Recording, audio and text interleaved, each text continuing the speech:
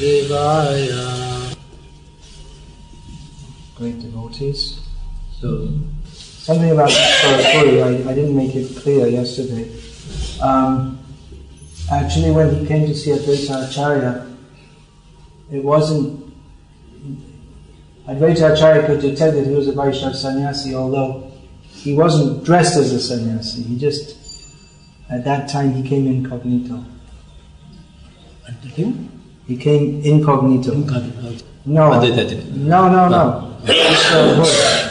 Isvara Puri. No. And also there was a very important exchange between Isvara Puri and Chaitanya Mahaprabhu, which Chaitanya Mahaprabhu himself described as the turning point in his devotional life.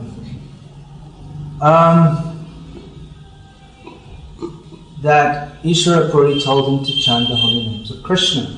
So he started doing that, but after some time he came back to Isvara Puri. It was in Gaya just after Chaitanya Mahaprabhu had taken initiation. So he submitted a doubt to Isvara Puri. What kind of mantra have you given me? He said, usually a mantra should make you very peaceful and calm. This mantra has made me mad. When I chant this mantra, I just start dancing. And all kinds of things happen. My hairs stand on end, and I cry, and so many things. The specific order of Isvara Puri was to constantly chant the holy names. Puri said, very good. It's very good that you have... what's happening is that you have attained the ecstasy of love of Krishna by chanting this. Chaitanya Mahaprabhu was saying that the mantra should give you Gyan, knowledge, but it seems as if my knowledge has been covered over by this mantra.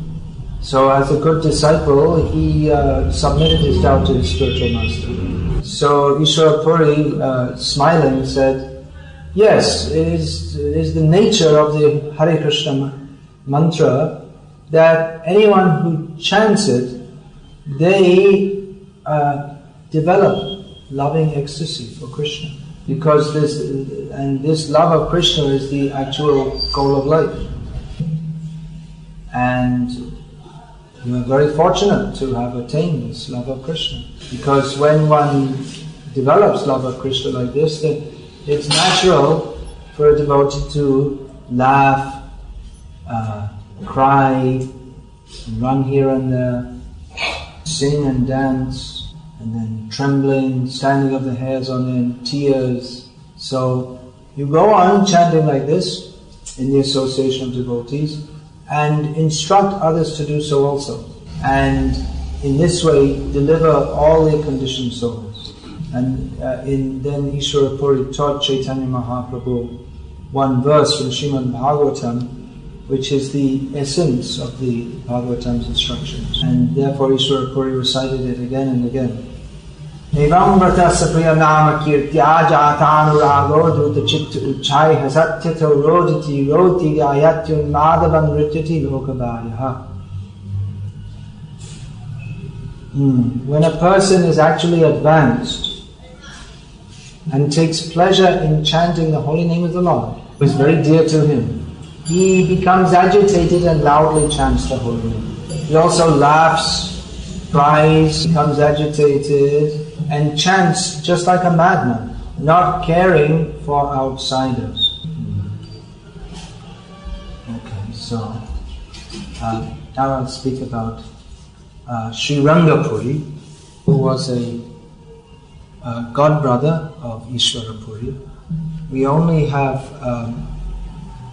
one record of him meeting with Chaitanya Mahaprabhu. Chaitanya Mahaprabhu was on his long tour of South India towards the end of the... he'd already been to South India, then he was coming up again to the north, and he came to the holy place Pandarapur. And one Brahmana there, seeing Chaitanya Mahaprabhu in ecstatic love, dancing and chanting, invited him for Madhyanam Prasadam, lunch prasadam, midday prasadam. So after receiving prasadam, Chaitanya Mahaprabhu also received some very auspicious news that a disciple of Madhavendra Puri by the name Sri Ranga Puri, it was also in Pandharpur at that time. So upon getting this news, Chaitanya Mahaprabhu went to offer his respects at the lotus feet of Sri Ranga Puri. And he entered the house of the Brahmin where Sri Ranga Puri was staying and saw him sitting there. As soon as Chaitanya Mahaprabhu saw Sri Ranga Puri, he offered him obeisances. That is the etiquette to, because he is the god, Sri Ranga Puri is the god brother of Isvara Puri. So the etiquette is that one should offer the same respect to the god brother of the Guru as to the Guru. So he offered full prostrate respect, falling like a stick on the ground. And Chaitanya Mahaprabhu, simply on seeing Sri Ranga Puri, was manifested various ecstatic symptoms. He was crying, the hairs of his body were standing on end, he was trembling and perspiring. So seeing this, Sri Ranga Puri was astonished and respectfully told Chaitanya Mahaprabhu to get up and said, I know you must have some relationship with my Guru Dev, because apart from Madhavendra Puri there is no one in this world who has demonstrated these ecstatic symptoms of love of Krishna. But then Sri Ranga Puri lifted up Chaitanya Mahaprabhu and gave him firm embrace, and in their firm embrace, firmly embracing each other, they both cried. So when they first burst of ecstasy became a little subsided, a little calm, then Chaitanya Mahaprabhu informed Sri Ranga Puri that how he was related to Madhavendra Puri through Isvara Puri. So in both of them, a great flood of love of God arose, a wonderful flood of God. But both offering respect to each other, they both sat down. And then they started talking about Krishna. And in this way they passed 5 to 7 days. Once, out of curiosity, Sri Ranga Puri asked Chaitanya Mahaprabhu about his birthplace. It's mentioned here out of curiosity because generally one doesn't... The etiquette is that one should not ask a sannyasi about his previous birthplace or state of parents and caste would be, because it's considered that he's completely... that connection is completely gone and he shouldn't even think about it. But Chaitanya Mahaprabhu told him that he was born in Navadvip. And Sri Ranga Puri related how he had also once visited Navadvip along with Madhavendra Puri. And he had taken, they had all taken their prasadam in the house of a Brahmana by the name of Jagadish Mishra. This was presumably before the birth of Chaitanya Mahaprabhu, or when he was very small. And he even remembered that one particular preparation he had taken in that house made of banana flowers. How wonderful it was. Banana flowers. He remembered, the wife of Jagadish Mishra, she was very wonderful and chaste lady, and affectionate like Jagannatha, like the mother of the universe. Sri Ranga Puri went on to say that there's no one in the 3 worlds as expert in cooking as her. Fed the sannyasis with affection just as if they were her own sons. And he said that one of her sons, at a young age, he took sannyas, and his name was Shankararanya. Shankararanya, that's Chaitanya Mahaprabhu's elder brother. And he told, Sri Ranga Puri told Chaitanya Mahaprabhu that sannyasi Shankararanya had left this world from Pandharpur, where they were at. Now the stated reason for Chaitanya Mahaprabhu's visiting all the holy places was to search for Shankararanya, his brother who had taken sannyas. So now he got the information that Shankararanya had left this world from Pandit. So Chaitanya Mahaprabhu said, yes, in my previous ashram, I was his brother, and Jagannath Mishra was my father. So they discussed more and more topics of Krishna, and eventually Sri Ranga Puri departed for Dwaraka Dham, and we don't have any more information about Sri Ranga Puri. Although some people say that Sri Ranga Puri afterwards came to Jagannath Puri and to join Chaitanya Mahaprabhu and spend the remainder of his days in the association of Chaitanya Mahaprabhu in Puri. Now I'll speak about Jagadish Pandit. There is a book called Gaur Gano Desha Deepika, which describes who the associates of Chaitanya Mahaprabhu were in Krishna Lila. Krishna has his so many associates, and they come with him again when he comes as Chaitanya Mahaprabhu, but in a different form. And generally we'll find that the associates, what they're doing in Krishna Lila is very similar to what they're doing in Gaur Lila. So Jagadish and Hiranya, they were two brahmanas who were living in Navadvip at some distance from the house of Jagannath Mishra. And Sri Gauraganogesh Deepika states that they were two of the Yagya Patnis in Krishna Lila. The Yagya Patnis, we will remember, were those wives of the brahmanas who were performing sacrifices. And the cowherd boys begged on behalf of Krishna and Balaram food from them, which they gave. But there's another opinion, which is also stated in Gauraganogesh Deepika, that Jagadish Pandit was a dancer of Vrindavan by the name of Chandrahas. He was born in Guwahati, which is was then known as Pragjotishpur, which is the capital of modern Assam. His parents were Vaishnavas, so when they passed away, he brought his wife Dukini and his brother Hiranya to Mayapur. It says here near the home of Jagannath Mishra. Some distance, I have to check that out. So Jagadish and Dukini, they had parental affection for the little Nimai. Dukini looked after or related to Nimai just like a mother. They would sometimes feed him from her own breast.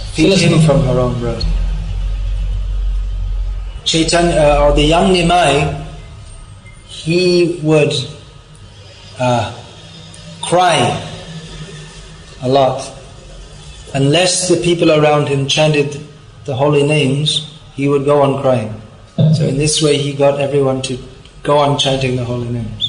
But on one Ekadashi, however, he kept on crying even though Shachi Mata and Jagannath Mishra were chanting the holy names. So becoming perturbed, they asked him, well, what do you want? Well, what can we do to stop you crying? Nimai replied that Jagadish and Hiranya have made they're doing a special puja today, and they've made so many different preparations to offer to Lord Vishnu. I want to eat that. So Jagannath Mishra was surprised that how can Nimai know that there's some special puja going on? But he Jagannath Mishra went to Jagadish Pandit's house and saw that indeed it was a fact.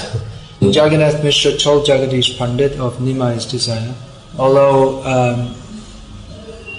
he thought maybe it's not proper, even though he's a young boy, but we maybe not proper to feed him rice on Ekadashi. But Jagadish Pandit very happily gave the entire offering to Jagannath Mishra. And Nimai took it off. How merciful. I just want to see the original Bengali of that.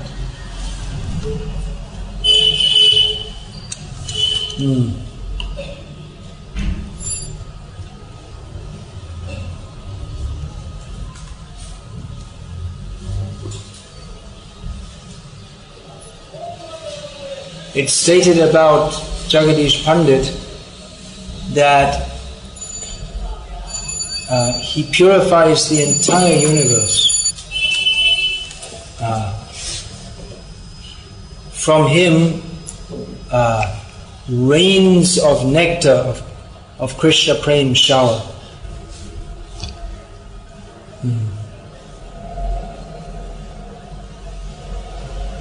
Now there's another pastime that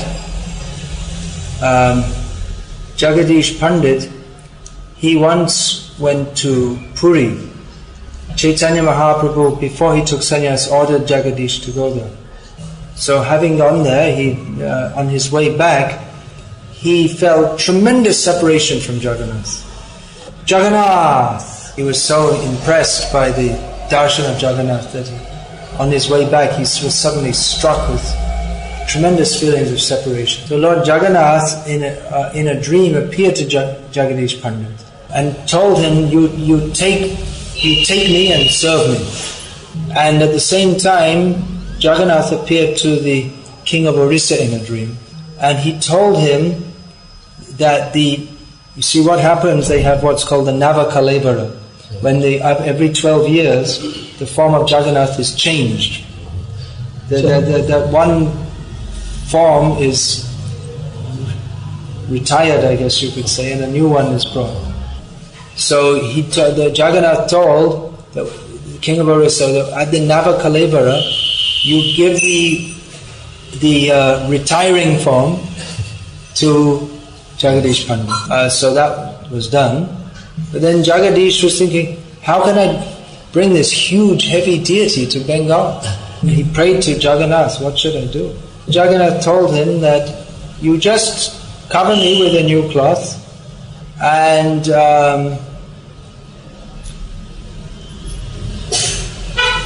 then I'll become just very light and you can take me, no problem. You carry me with using a stick. And Jagannath told him that wherever you put me down, I'll stay there. So Jagadish got two young, strong Brahmins, and they took turns in carrying Jagannath, and they went as far as the village of Jashoda, which is in Bengal. Jasur. No, not Jashoda. Jashoda. Yashoda. And that's right on the bank of the Ganga, and it's actually an ancient place. That's the place where Pradyumna killed the demon Shambhara during the pastimes of Lord Krishna, and where Bhagirath, when he was bringing the Ganga, he happened to bury the wheel of his chariot at this place. Bury the wheel of his chariot. So Jagadish, having come to the bank of the Ganga, he wanted to take bath in the Ganga. So one of the Brahmins was holding Jagannath, but suddenly that Jagannath, who had been so light, he became so heavy, he couldn't hold him up anymore, so he had to put him down. When Jagadish returned from bathing, he saw Jagannath sitting there and thought, this is the Lord's desire, he wants to stay here. So he established the worship of Jagannath there. And both Nityananda Prabhu and Chaitanya Mahaprabhu visited this Jagannath deity on two occasions, being attracted by the parental devotion of Jagadish Pandit and his good wife. So on both occasions they had a big Sankirtan and big feast. This was before Mahaprabhu took sannyas. I believe so. I'm not sure. So one says Chaitanya Mahaprabhu was going to leave there to go to Puri. Dukini began to cry. from the imminent separation So, from Chaitanya Mahaprabhu. So the Lord agreed to remain there. He remained there in the form of the Gaur Gopal deity. That's all. So the next one is too big to do today, so I'm finishing.